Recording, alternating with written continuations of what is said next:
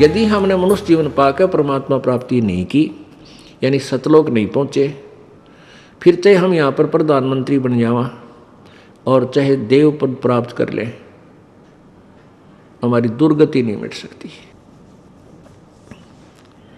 जब ये प्राणी माँ के पेट में था,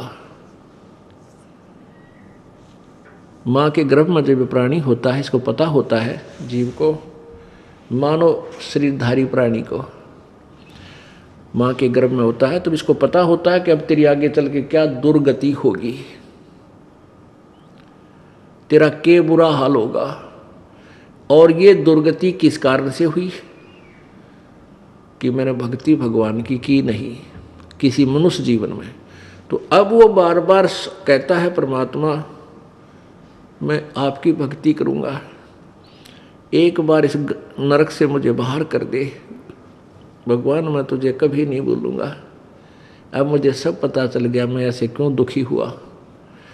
और फिर जब ये बच्चा बाहर आ जाता है, बाहर आते ही ये 3 इंजेक्शन लगा दिए जाते हैं काल द्वारा। रजगुण ब्रह्मा, सतगुण विष्णु, तमगुण शिव जी, इन तीनों अपने पुत्रों को एक एक गुण से युक्त कर रखा है। और इनके अंदर से निकल रहा प्रभाव ऑटोमेटिकली प्रत्येक प्राणी पर प्रभावित कर रहा है, सब पे इफेक्टिव है। अब जैसे ब्रह्मा विष्णु महेश कहीं भी रहें, उनसे निकल रहा गुण प्रत्येक प्राणी को जो है ना प्रभावित कर रहा है। अब जैसे ब्रह्मा विष्णु महेश अपने लोकों में रहते हैं, इनके अलग अलग राजधानियां हैं। ब्रह्मा लोक अलग है, विष्णु जी का लोक अलग है, शिव जी का लोक अलग है। स्थान, लोक माने स्थान, देश। अब जैसे एक मकान में रसोई होती है, किचन, भोजनालय, और उसमें मिर्चों का छोंक लगता है, मिर्च डाल दी छोंक में, तो वो वहाँ से उसका जो प्रभाव है छोंक का, उस मिर्चों का प्रभाव ने जाकर उस मकान के अन्य कक्षों में बैठे हुए व्यक्तियों को भी प्रभावित किया, उनको छींकें आने लगी। जबकि मूल वस्तु रसोई में है, उससे निकला हुआ गुण कहाँ पहुँच गया, वहाँ जाकर प्रभावित किया। ऐसे ही ब्रह्मा विष्णु महेश अपने मूल स्थान, अपने राजधानियों में रहते हैं, और उनसे निकल रहे ये गुण आप जी को, तीनों लोकों के प्राणियों को, जैसे पाताल लोक, पृथ्वी लोक और स्वर्ग लोक के प्राणियों को प्रभावित कर रहे हैं। तो जो ही ये बालक माँ के पेट से बाहर आता है, इसको इन तीनों गुणों के ऑटोमेटिक इंजेक्शन लग जाते हैं, ये अचेत हो जाता है, इसको कुछ याद नहीं रहता। फिर इसको नए सिरे से यहाँ का ज्ञान कराया जाता है, ये तेरा बाप पिता है, ये तेरी माँ है, ये तेरा भाई, ये बहन, ये चाचा ताऊ चाची मामा फूफी, ये सब उसको नए सिरे से फिर क ख ग ग ABC, ये नए सिरे से इसमें फीड की जाती है। और फिर ये कहता है जब ये शरीर छोड़कर जाता है तो परमात्मा के दरबार में जब इससे अकाउंट लिया जाता है, तो ये क्या कहता है, भगवान मेरे को पता नहीं लगा, मुझे ज्ञान नहीं हुआ कि मुझे क्या करना चाहिए था, भक्ति करनी चाहिए थी या नहीं थी। तो परमात्मा उलाहने में नहीं रहते, परमात्मा ये भी कसर नहीं छोड़ते। प्रत्येक गांव में, प्रत्येक नगर में, पूरी पृथ्वी पर कोई भी प्राणी ऐसा नहीं जो इस बात से अपरिचित हो भगवान की भक्ति करनी चाहिए, परमात्मा ने याद करो। यानी किसी ना किसी के मुख से उसने अवश्य कहा है भगवान की भक्ति करनी चाहिए, परमात्मा ने याद करवाई। कोई गलती करता है, पाप कर रहा है, भाई भगवान से डर, मालिक ने याद करे। यानी इस तरह की प्रेरणा प्रत्येक प्राणी तक मालिक ने पहुंचा रखी होती है। फिर दूसरा ये होता है, जैसे आप जी गए हुए हो, आप प्रत्येक भाई को, बहन को, मित्र को, सहेली को, कोई रिलेटिव है, संबंधी, उनसे अवश्य ये चर्चा करते हो कि भगवान की भक्ति करो, और भक्ति का मार्ग ये है, वो भक्ति का साधना ठीक नहीं है। तो भले ही वो नहीं मान रहे हैं तो उनका दुर्भाग्य है। जब वो सच्चे दरबार में जाकर खड़े होंगे, उनका कोई पुण्य उनके साथ होगा नहीं, क्योंकि भक्ति शास्त्र विरुद्ध है। गीता जी अध्याय नंबर 16 के श्लोक नंबर 23 में कहा कि अर्जुन, शास्त्र विधि को त्याग कर जो मनमाना आचरण करते हैं,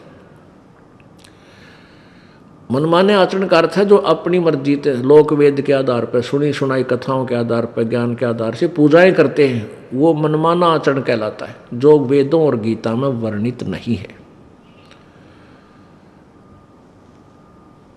जो शास्त्र विधि को त्याग कर मनमाना आचरण करते हैं, उनकी ना तो कोई सिद्धि होती है, ना उनकी गति होती है, ना कोई सुख होता है, यूजलेस। तो जो साधना आप कर रहे थे वो तो उनके पास साथ भक्ति धन हुआ नहीं, और पापों की गठड़ी बंध गई पूरी। पाप बहुत इकट्ठे कर लिए, क्योंकि पाप तो दिन में बिना गिनती के होते हैं, और पुण्य करने के लिए विशेष व्यवस्था करनी पड़ती है, गुरु बनाना पड़े। फिर जैसे गुरु जी बताओ वैसे साधना, पूर्ण गुरु, नकली गुरुओं से पूजा नहीं, ना उनकी कोई द्वारा बताएगी साधना से लाभ होने वाला। तो ऐसे पूरा गुरु मिले, फिर आप सच्ची लगन से, सच्चे तरीके से लगे, तब पुण्य बने। तो पुण्य तक कोई उनका बना नहीं, पाप की गठड़ी बंद गई। फिर वहां जा खड़ा हुआ धर्मराज के दरबार में। अब वहां ये एक बहाना बनाता है कि भगवान मुझे किसी ने बताया कोई नहीं, भक्ति कर ले। तब इसका फिल्म चलाता है परमात्मा, ये सब आप जो भी बातें जिसके साथ कर रहे हो, वैसे कोई गुप्त का गलती कर रहा है तो वो भी फिल्म बनकर भगवान के दरबार में पहुंच जाती है, और एक आपके अंतःकरण में, आपके कंप्यूटर में ऑटोमेटिकली फीड हो जाती है। तो जब ये वहाँ खड़ा होकर ये झूठ बोलता है, बहाना बनाता है, तो परमात्मा इसके कंप्यूटर से जो वहाँ भगवान के दरबार में इसके नंबर का है ऑन कर देता है कि ले देख, ये भक्त तुझे क्या कह रहा है, ये बहन तुझे क्या कह रही है कि भक्ति कर ले, तू क्या कह रहा है, फिर देखेंगे किसने देखा है। ईब के भक्ति करने का टाइम से बुढ़ा होकर भक्ति करूंगा, और भक्ति तने करी नहीं, बकवाद करता रहा। फिर ये कैसे कह रहा है कि मेरे को किसी ने बताया नहीं, फिर ये यूं कर ले है नीची गर्दन।